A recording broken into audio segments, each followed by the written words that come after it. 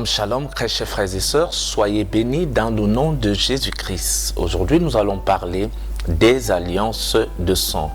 Qu'est-ce qu'une alliance de sang et comment est-ce que nous pouvons faire pour briser les alliances de sang dans notre vie?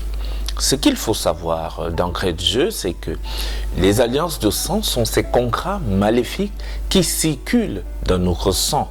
Et ces contrats donnent le droit à Satan d'agir dans notre vie à chaque moment qui lui plaît. Donc, c'est des contrats signés avec le diable qui lui donnent autorité dans notre vie.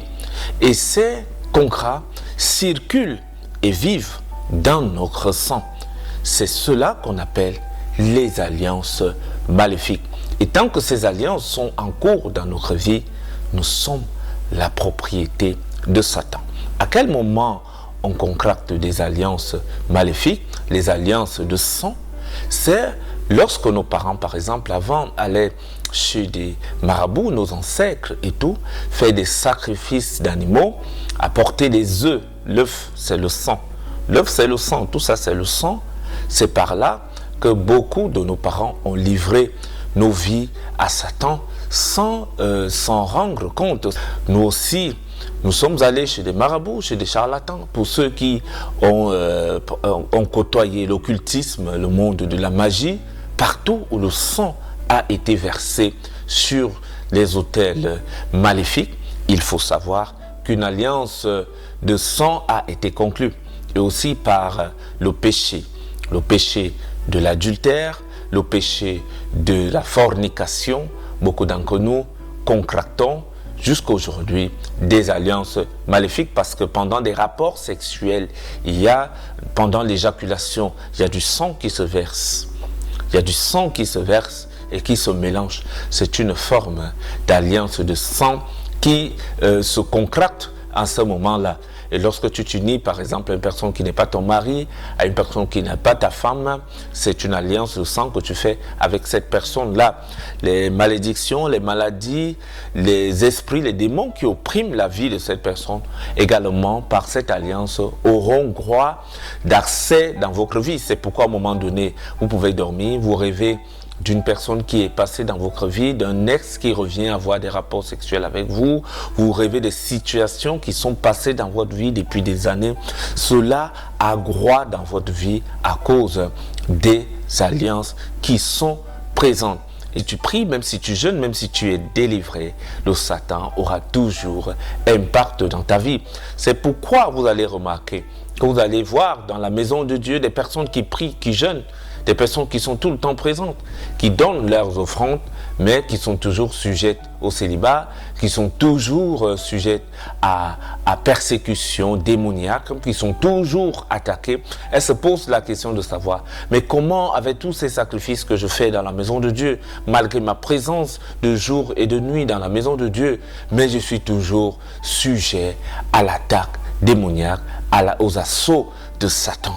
C'est parce que, en fait, dans votre sang, il y a des contrats qui parlent contre vous. Il y a des autels où le sang a été versé, qui réclament votre destinée, qui réclament votre tranquillité, qui réclament votre vie. Et tant que ces alliances ne sont pas brisées, vous serez toujours en captivité. C'est pourquoi vous allez remarquer aussi dans la maison de Dieu, des personnes qui prient, qui jeûnent, mais qui n'arrivent pas à se détacher du péché. Elles sont dans la maison de Dieu, elles vivent dans l'adultère, elles sont dans la maison de Dieu, elles pratiquent la fornication, elles sont dans la maison de Dieu, elles mentent, elles volent de toutes les façons. C'est pas que cette personne ne veut pas sortir de cet état. La personne a bien la volonté de sortir, mais il y a comme quelque chose, il y a comme cette force-là qui vous amène toujours à aller faire quelque chose que vous ne voulez pas. Ça, on n'arrive pas à sortir du péché. Tout simplement parce que elles sont tenues par ces contrats.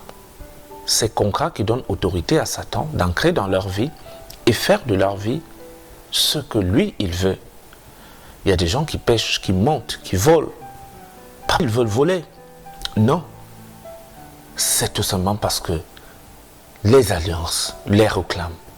Ces contrats les réclament. Et sont obligés de façon volontaire ou involontaire, de désobéir à Dieu. Comment donc faire pour briser les alliances maléfiques dans notre vie, les alliances de sang, celles qui sont contractées par le sang, celles qui sont ancrées dans notre vie par le biais des sacrifices que nous avons faits sur les autels de la mort, des sacrifices que nos parents ont faits dans l'occultisme et dans la magie, par notre propre désobéissance à Dieu à travers la fornication et l'adultère. Comment faire pour briser ces alliances qui peuvent faire que nous vivons dans le passé, toujours en train d'avoir en idée des personnes qui sont passées dans notre vie, mais qui sont toujours comme présentes. Et donc, on a envie de se défaire, on a envie de ne plus les voir. Leur présence, à cause des alliances de sang, fait en sorte qu'ils sont toujours là, bien que partis. Comment faire pour se détacher de toutes ces saletés qui vivent dans notre sang et qui nous retiennent en captivité? Ce sera l'objet de notre prochain enregistrement. Comment briser les alliances de sang.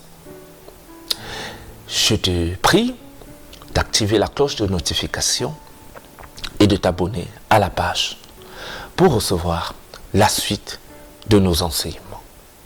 Soyez bénis au nom de Jésus-Christ. Shalom, shalom.